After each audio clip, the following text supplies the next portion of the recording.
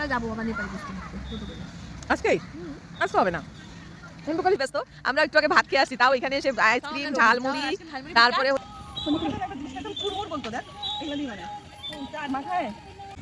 High দেখো আমরা আজকে ঘুরতে আসলাম আমার ভাগ্নি এসেছে এই যে আমার ভাগ্নি আর রাইকে তো তোমরা চেনো তো আমরা আজকে কোথায় যাই খুঁজেই পাচ্ছি না কোথায় যাই চা বাগানে তো অনেকবার গেছি তো টোটোতে বসে প্ল্যান করলাম চল পার্কে যাই তো আমাদের বীরপাড়া পার্ক দেখো কেমন তোমাদের সাথে শেয়ার করবো দেখো পার্কটা কীরকম তোমাদের চলো পরে ঘুরে ঘুরে সব দেখাচ্ছি ঠিক আছে সাথে থাকো আয় তো চলো বন্ধুরা তোমাদের আমি পার্কটা ঘুরিয়ে দেখাই এই পার্কে আমি না অনেক বছর পর আসলাম জানো তো তো আমি আমার বিয়ের আগে এসেছিলাম তারপরে হয়তো 2 থেকে 1 বার এসেছি তো এত বাড়ির কাছে আমাদের কিন্তু আমরা বলতে কি আমি আসি না এখানে আজকে এসেছি খালি আমার এই ভাগ্নির জন্য ভাগ্নি বলতে ছিল যে মাসি কোথাও একটু ঘুরতে যাব তো আমাদের এখানে চা বাগান ছাড়া আর কি আছে বলো তো আমাদের আশেপাশেই চা বাগানে তো বললাম যে চল তাহলে ও বাচ্চা মানুষ পার্কেই ভালো লাগবে দেখো কত রকমের ফুল এখন তো গাঁদার সিজন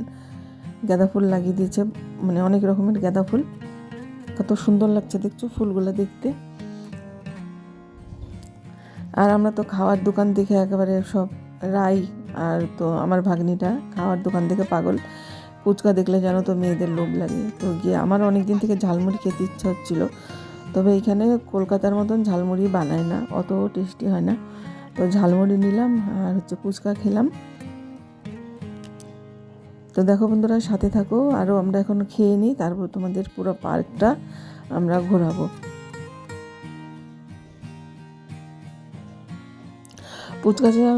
ফুচকাটা জানো তো অতটা টেস্টিও হয়নি অন্য দোকানে ফুচকা খাই কিছু একটা এর মধ্যে দিয়েছে তার জন্য না একটু তিতকুটি লাগছে অতটাও খেতে ভালো লাগেনি কিন্তু ওই টকের জন্য আর কি খেলাম আমরা যেহেতু তেঁতুল জলটার জন্য ভালো লাগছিল আর রাই তো ফুচকার খুব পাগল ও ফুচকা খুবই ভালোবাসে আর আমার একটু ঝালমুড়িটা ভালো লাগে কারণ ওরা যে একটু আলু ঠালু দিয়ে মাখা করে তার জন্য ভালো লাগে না তো ঝালমুড়ি তো আমরা বাড়িতে বানিয়ে খাই আর পাশে ছিল আইসক্রিমের দোকান জানো তো বন্ধুরা আমি যে আইসক্রিমটা নিয়েছি না সেই আইসক্রিমটা খুবই টেস্ট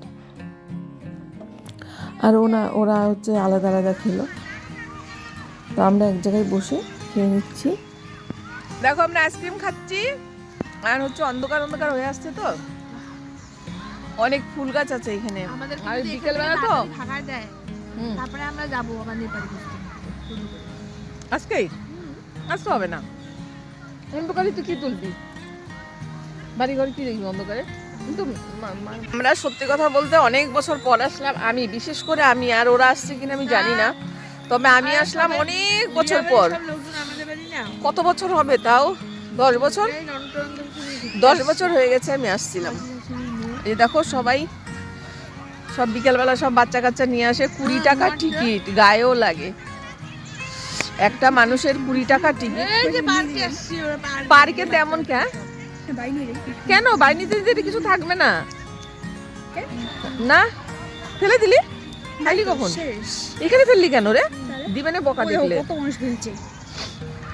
বকা দিবে না ডাস্টবিনে ফেলতে হবে কথা বলছি ও আমি ভাবছি আইসক্রিম আছে ওই যে ডাস্টবিনটা তোর সামনেই তো ফেলা দিয়ে যা তো কোথায় যাই ভাবছিলাম ওই যে দলগা আমাদের চা বাগানে যাই তো ভাবলাম তো সন্ধ্যা হয়ে যায় শীতকালের বেলা আর এখন চা বাগানে গিয়ে কি করব আস্তে আস্তে হয়ে যাবে সন্ধ্যা 3 জনই মেয়ে ছেলে তোর জন্য এই বাড়ির কাছে এই পার্কটা না আমাদের বাড়ির কাছে বেশি দূরত্ব না কত নিল রে ভাড়া 10 টাকা করে নিল ভাড়া আর রাই তো খাওয়াই ব্যস্ত আমরা একটু আগে ভাত খেয়ে আসছি তাও এখানে এসে আইসক্রিম ঝালমুড়ি তারপরে ফুচকা ধাম ধুম সব খেয়ে নিলাম মোমো আছে এখনো কি বলতে এখনো বলতেছে মোমো খাবে কি দেখো চলো একটা ওই যে হাতিটা দেখাই দেখো গাছের পাতা দিয়ে একটা হাতি বানানো হয়েছে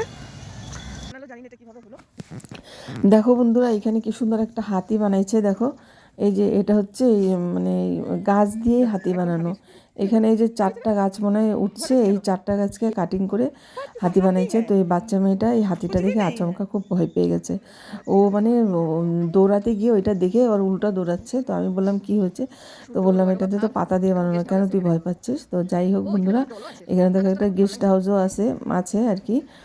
তো লোকজন এসে হয়তো থাকেও।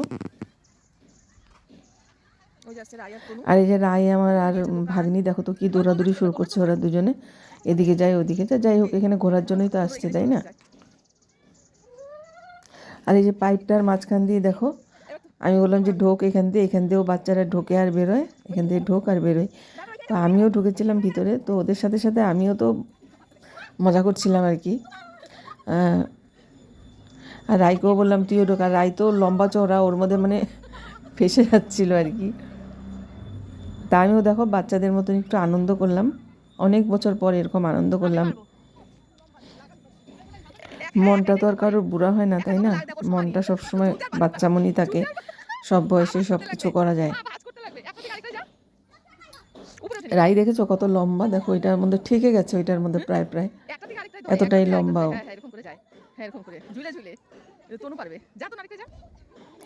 তা আমার ইচ্ছা আছে আমি একটু দোলনা চড়বো। ওই ভাগ্নি বসেছে আর আমি এইটার মধ্যে আমি বসি নেই, কারণ হচ্ছে আমার ওইটা হয়তো ভয় পাচ্ছিলাম আর কি, কিছুই হয় না। তো রাইকে বললাম যে তুই এটার মধ্যে বসিস না, ও তো অনেকটাই ভারী, আমার থেকেও বেশি ভারী, আর ভাগ্নি তো হালকা ফুলকা।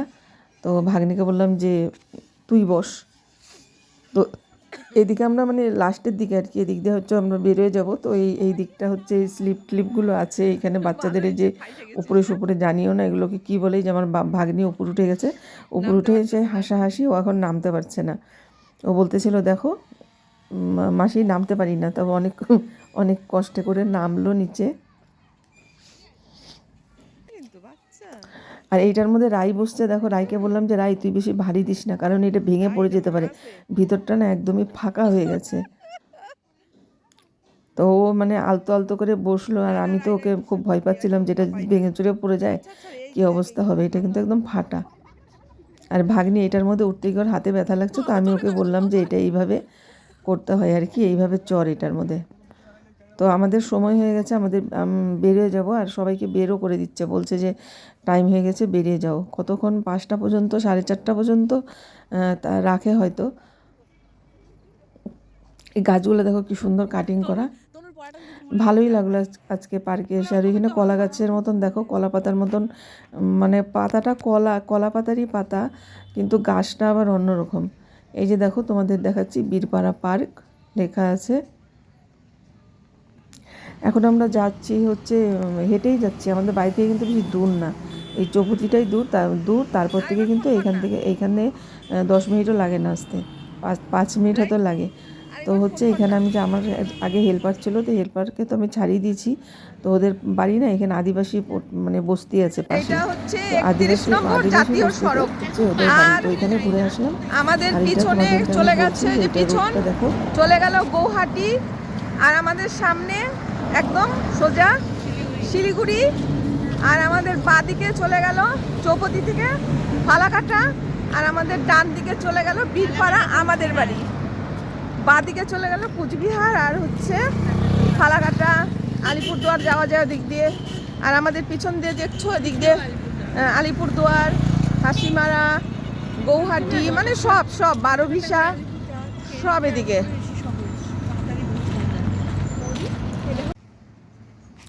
বন্ধুরা আমরা চৌপতিতে চলে আসছি। এখানে দেখো গাড়ির জ্যাম লাগছে, কারণ এখনও লাইন দেয়নি। তো আমাদের এই পার থেকে ওই পারে ডান সাইডে আমাদের বাড়ি। তো আমরা এখান দিয়ে যাচ্ছি একটা হোলসেল দোকানে আমার এই ফুলের টপ কেনার জন্য।